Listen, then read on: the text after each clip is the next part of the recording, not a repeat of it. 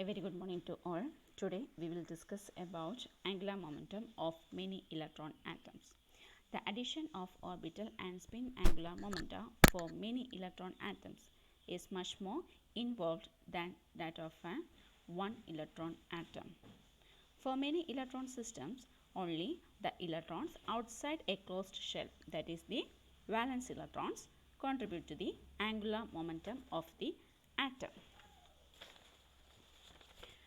For the case of the alkali metals, that is the one electron systems, the s vector and L vector of a single valence electron splits their energy levels into P, D and F, but into the two electron or many electron systems, two type of coupling schemes are possible, that is LS coupling and JJ coupling. In this section, we will discuss about LS coupling, JJ coupling. In addition to these two coupling, LL and SS coupling. LS coupling is also known as Russell-Sanders coupling. Hund's rule is also the part of this presentation. Now we start from the LS coupling. LS coupling, also known as Russell-Sanders coupling. Here, several L star vectors combine to form resultant capital L star and S star vectors combine to form resultant S star. The resultant L star and S star combine to form resultant J star, which represents the total angular momentum of the whole system. Here, that is L1 star plus L2 star plus L3 star plus etc. That is the contribution of the orbital angular momentum, that is L1, L2, L3. From this we will get capital L. And again S1 star plus S2 star plus S3 star plus etc. From this also we will get the spin contribution, that is S star. And combining these two vectors, that is capital L star and S star, we will get J star, that is nothing but the total angular momentum of the whole system. And the below figure shows the vector model of the LS coupling. In this figure, it is clearly depicted that individual S1, S2 stars combine to form S star and L1 star, L2 star combine to form L star, and the resultant L star and S star combine to form the J star. The right side of the figure is the top view of this left side figure. Okay. That is, also in LS coupling, there are two conditions. If L is greater than or equal to S, all the integral values of J lies between L minus and L plus values. These in between these values are allowed. That is, there will be 2S plus 1 values of J. But if S is greater than or equal to L, all the integral values of J between S minus L and S plus values are allowed. Here, 2L plus 1 values of J are allowed. And now we take the case of the PS configuration. That is, for PS configuration, the two electrons, one is from L equal to 0 and another is from L equal to 1. L equal to 0 for the S and L equal to 1 for the P. That is PS configuration. And for L1 equal to 0 and L2 equal to 1, then capital L equal to 1 and capital S equal to 0 and 1. And then there are two possibilities for L equal to 1 and S equal to 0 and L equal to 1 and S equal to 1. And consider the first case, that is S equal to 0 and L equal to 1, we get the singlest term. That is, singlet term means here S equal to 0, so the multiplicity 2S plus 1. That is 2 into 0 plus 1 equal to 1, so we will get singlet term. But in the case of S equal to 1 and L equal to 1, there are 3 J values, that is 0, 1 and 2 values. That is, here S equal to 1 and L equal to 1. That is L plus S equal to 2 and L minus S equal to 0. So, there are 0 to two values, that is 0, 1 and 2. So obviously which corresponds to the triplet term, and here the multiplicity s equal to 1, so 2s plus 1 equal to 2 into 1 plus 1, that is equal to 3. So 3p0, 3p1 and 3p2. And now we check how many terms in PS configuration. There are 4 terms for the PS configuration. 1 from the singlet and 3 from the triplet. And let us consider for the case of PD configuration. For the p orbit, L1 equal to 1, and for the electron in the d orbit, L2 equal to 2. So capital L equal to 1, 2 and 3, and S equal to 0 and 1. Taking S equal to 0 and L equal to 1, 2 and 3, we get J equal to 1, 2 and 3, which corresponds to 3 singlet term. Here also singlet, because obviously the reason is that S equal to 0. So the multiplicity is 1. The terms are 1p1, 1d2 and 1f3. Now with S equal to 1, L equal to 1, 2, 3, we get 3 triplets. Here S equal to 1, so the terms are triplet. So the multiplicity is 3.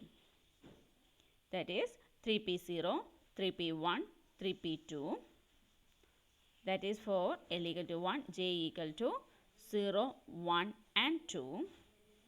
And another is 3d1, 3d2 and 3d3. That is for S equal to 1, L equal to 2, J equal to 1, 2, 3.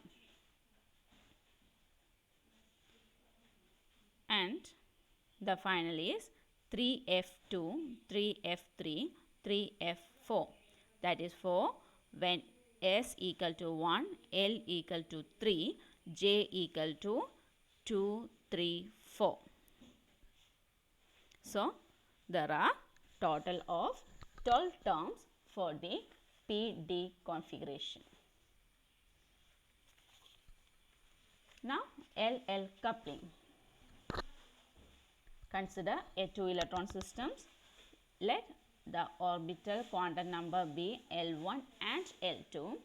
If L2 is greater than or equal to L1, capital L values are from L2 minus 1 to L2 plus L1.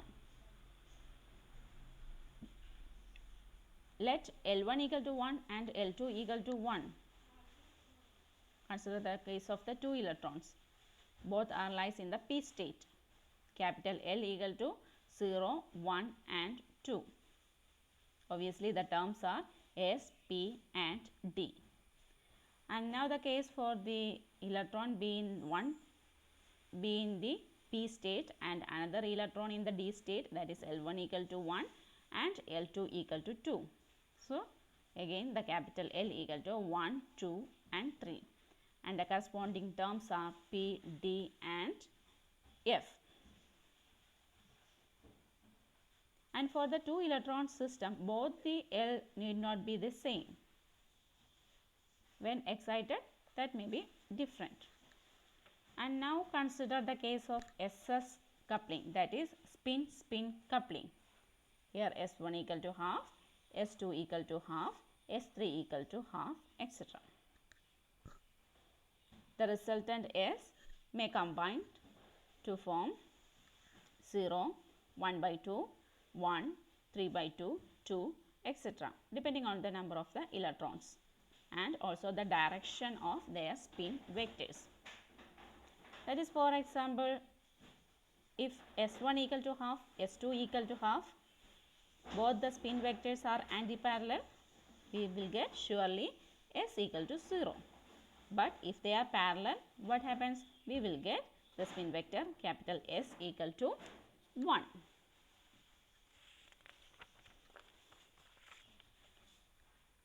And for the JJ coupling, here each electron contributes to the total angular momentum of the atom by combining first its individual spin and orbit vectors by the relation J equal to L plus S.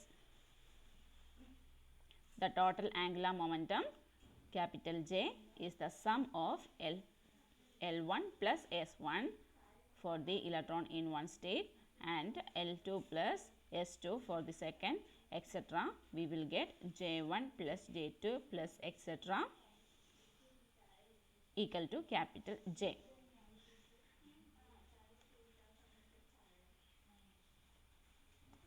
Okay, here also we can consider the case of the PD configuration.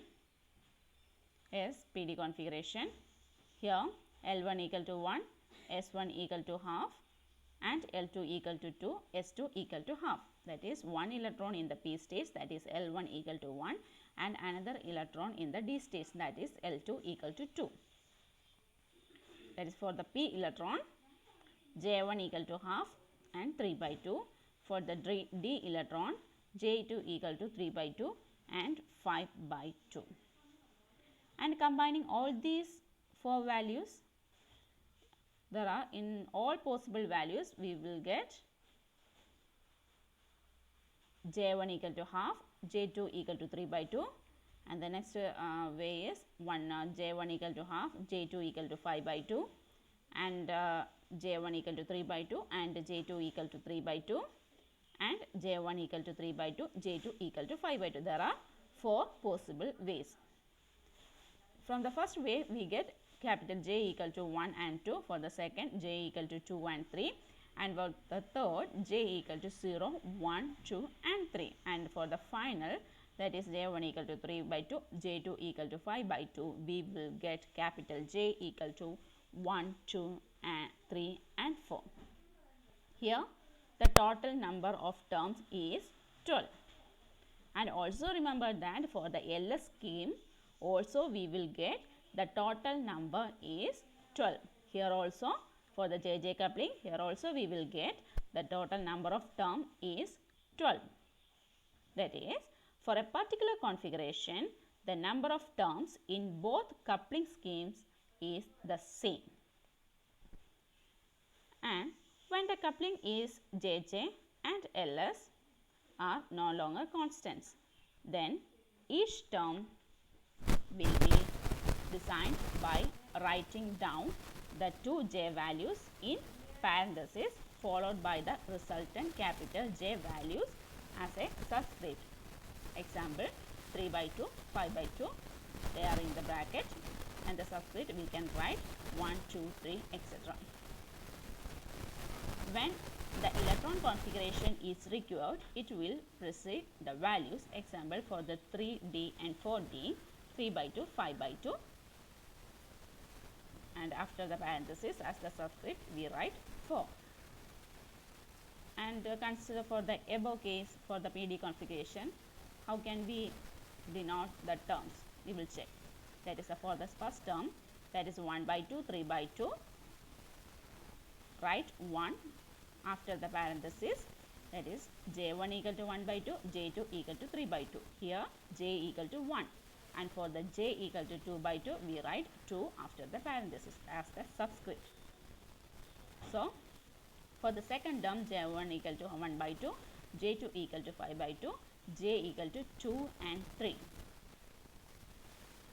Okay, here 1 by 2, 5 by 2, 2, 1 by 2, 5 by 2, 3, not 2, 3. That is the second term is 3, for the 3, J equal to 3. And for J1 equal to 3 by 2, J2 equal to 3 by 2, capital J equal to 0, 1, 2 and 3. So we will get 4 terms and 4 ways, that is 3 by 2, 3 by 2, 0, 3 by 2, 3 by 2, 1, 3 by 2, 3 by 2, 2 and 3 by 2, 3 by 2, 3.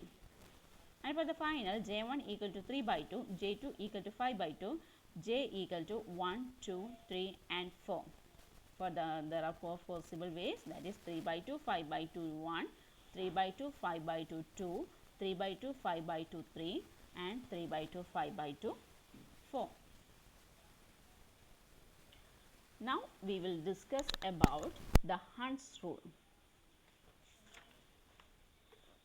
That is, here when the angular momentum of the number of electrons are combined, we get number of possible values for L, S and J.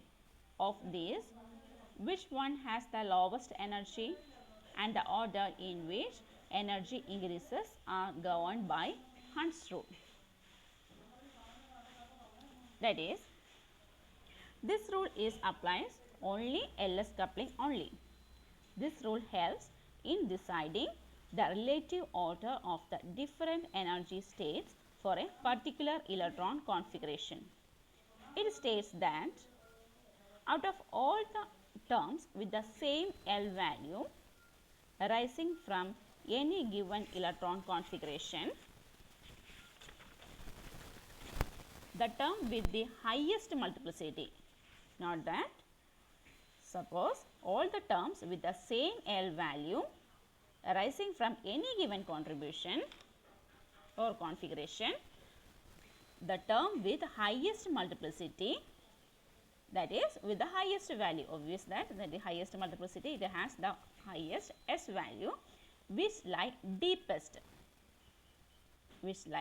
that is the total spin angular momentum should be maximized consistent with the Pauli's principle, that is S equal to the maximized consistent, that is S equal to ms, that is the maximized consistent, that is highest S value will lie deepest, and of these terms with the highest L value will lie deepest.